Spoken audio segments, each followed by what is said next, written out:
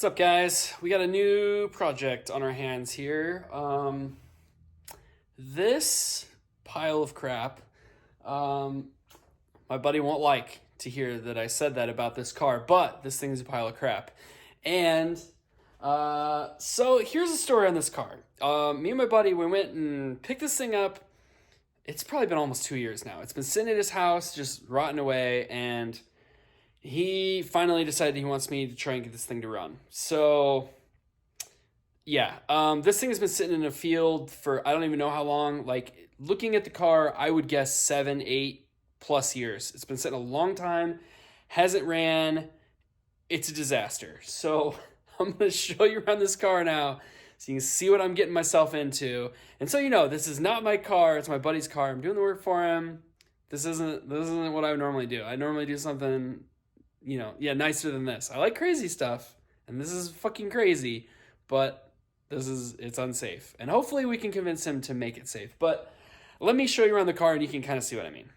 Okay, so here you go. Yeah, it's a Civic, right? Yeah. There are things. So this car, they converted it to mid-engine rear-wheel drive, right? This thing, okay. Oh wow, this tailgate. Oh my god. So you can see here they welded in the shock towers from the front. It has the subframe of the front of the Civic in the rear, which the other ones that I've seen done, that's what they do. It's got front hubs, from the front of a Civic, they're in the back, all that stuff. You can see, so when we picked this thing up, it didn't have an engine in it. He since put this engine in it. I think it's in a built LS. I think it has like forged internals, and some sort of hydro tranny. I don't know what it is. So we put a turbo kit on it, and the idea is we got to make this thing run. So there's a lot of things going on with this car. So it had a water to air intercooler. Okay, you can see it had that mounted there. There you can kind of see it had that regulator. That was already mounted in there. This was for a catch can. You can kind of see it's not a nice car. It has the most Bondo I've ever seen in a quarter panel. Like, it is absolutely insane. I will show you the inside of this quarter panel so you can get a good laugh with me. It is one of the most ridiculous things I've ever seen. But you can see from this view, here's the engine, all that stuff. There, you see that? Those are holes in the quarter panel, and that's Bondo coming through. They didn't even try to straighten out the dents. They just laid on the Bondo. So ridiculous. So you can see that they put a cage in this thing, and they did a terrible job, okay? There's a lot of problems with this cage. One of the problems that this thing has is it is way too far forward. It may not look like it at first glance, but this thing is way too far forward. You can kind of see down in here, like it should be all the way up against this aluminum plate they have there. It needs to go back like 4, 5, 6 inches, something like that. So it's too close to the steering wheel to actually get a seat in there for somebody that's taller than me. Like, it fits for me, but not for anybody else. It had a door bar. We actually cut it out because like it was so in the way. Neither one of us could even fucking get in here because they put the door bars so far over. Like, it's so far away from the door. Like, it's so pointless. You can see right here the huge gap. Like, I could put my whole hand between here and the side of this car. Like, they did not do this cage correctly at all. The other thing that I noticed literally just today is, so you can see the main hoop, the size of this and all of this. This center bar is actually smaller than all of the other tubes in this car. And the thing that we noticed almost immediately is that they bent it wrong, and they put this bar in way too low. It's so low, in fact, you can see it's lower than the steering wheel. So you can't even mount a harness to it because it's way too low. It's way below your shoulders. So it's not safe at all. I told him we need to rip it out. I don't know. We'll see if I can convince him. Probably not, but we'll figure it out. So yeah, you can kind of see, we got this, he's got this turbo setup going on in here. I got to get all this figured out. It has actually, like you can kind of see here, they built like a firewall in here. There's more panels. I think they're at his house, but it basically, yeah, the whole thing is blocked off from the driver, which at least they did that. It's not the best way I've ever seen it done, but it's something. So moving on to the front, you can see here, we've got a full-size radiator, a fuel cell, and then this one is actually for the air-to-water intercooler, the tank for that. It's got like a big fuel filter. You can see there's a big pump. But I mean, just looking at all of this stuff, you can see how dry cracked that is. This thing's been sitting for so long.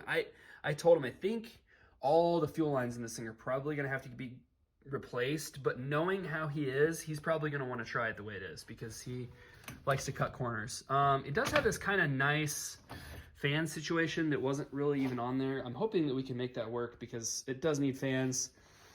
And then one thing you may have noticed, or maybe you didn't because there's so much going on, but you can see here on this proportioning valve, the rear brakes are disconnected.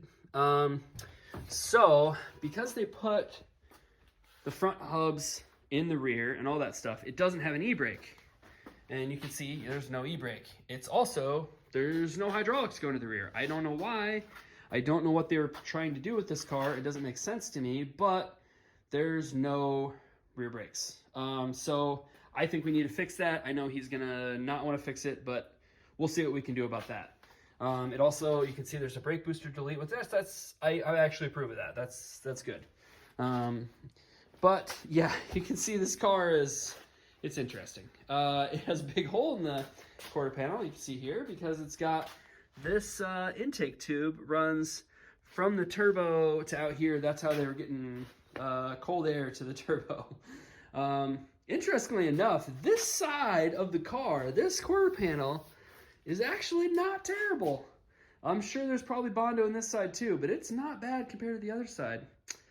Yeah, this is a lot. I'm not even entirely sure where to get started with this thing. I told him I'll see what I can do.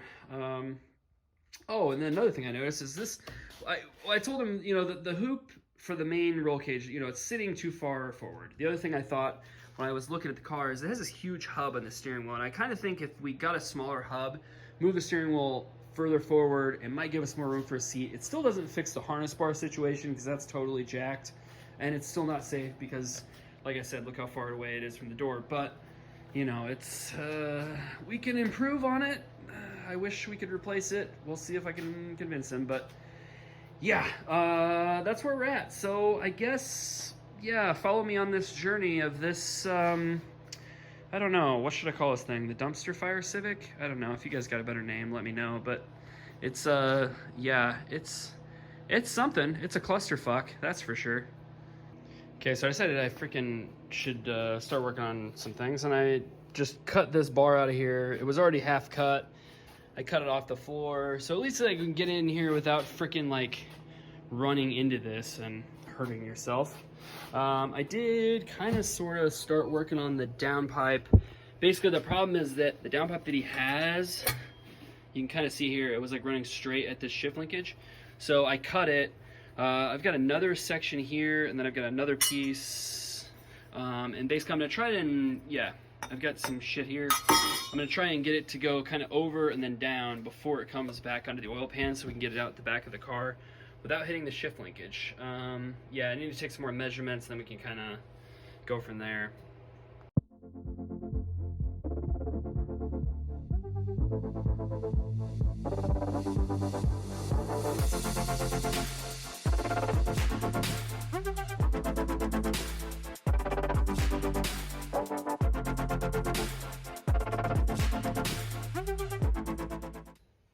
Alright, I got these tacked up. You can see we are clearing the shift linkage now. It's kind of difficult to see, but we're going the right direction.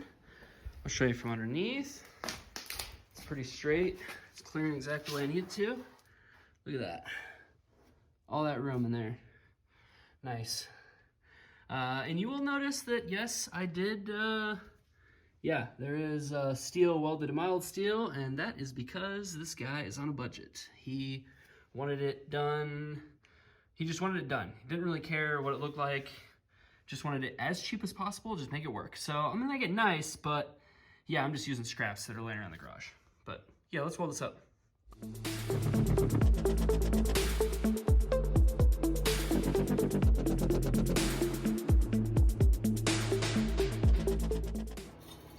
Okay guys, I think I'm gonna do something kind of silly because my buddy gave me creative control. So I'm thinking something like this. Just kind of kick this thing up, just straight out the back, so it's just going straight up. I think that could be kind of all right. Yeah, I think I'm gonna do it. Oh, fuck yeah, dude. Look at that shit. Oh, that's funny.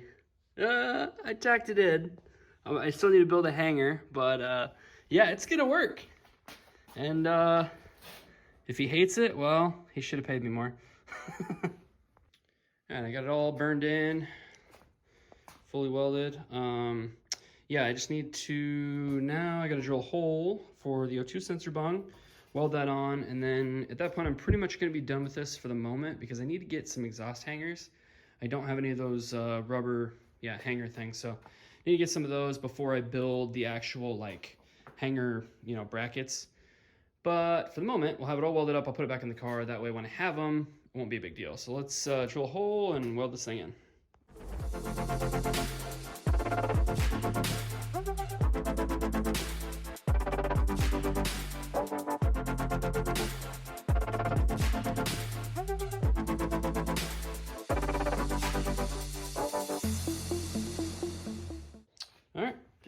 It's back on there, and you can see you got the O2 sensor bung in a really nice accessible location. So now moving on, I'm thinking maybe the next thing I might kind of mess with is clocking the turbo, because the turbo is kind of sitting down and it'd be a lot easier if it was up or something. That maybe mess around with the return line, I don't know, we'll see. Okay, so intercooler's back in there, and I got this piece of pipe on there, which is what was in there before. And you can see clearly they had a different manifold and turbo and all that stuff. So, clock this.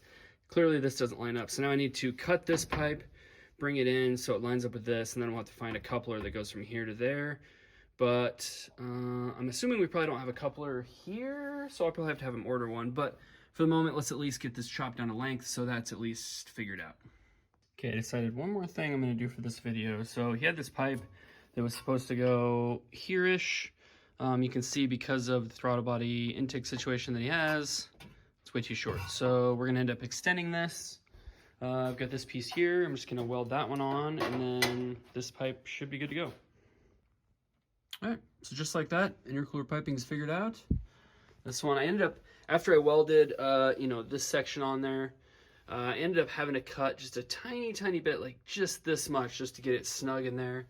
But it fits like absolutely perfect. And then I took the blow-off valve off some other piping he had, put it on here, which it's a real tile Go Auto Works one. So that'll be, it'll be pretty good. Hell yeah. Alright guys, I think that's gonna be it on this one. There's gonna be a lot more to come because this thing is, it needs a lot of friggin' work.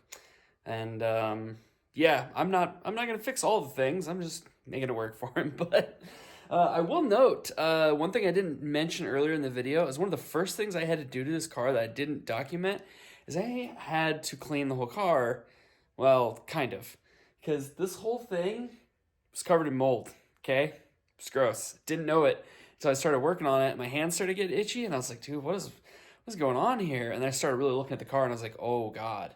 So I sprayed the whole thing down in white vinegar before I even started. Like, you can still see, like, the remnants, like, in here on the inside of the glass, because I didn't scrub it, I just sprayed it. But, like, ever since I sprayed it, it's been fine. I haven't been itchy, and, like, it's been fine. And it's been like a week, so, like, you can't even smell the vinegar anymore. So, yeah, this thing's terrible. But hopefully we can make it less terrible and make it run and drive, and then maybe we can do some burnouts in it or something. I don't know. We'll see, guys. But yeah, I mean, stay tuned because this whole situation could get very interesting. So yeah, like, subscribe, do all the things, and peace out.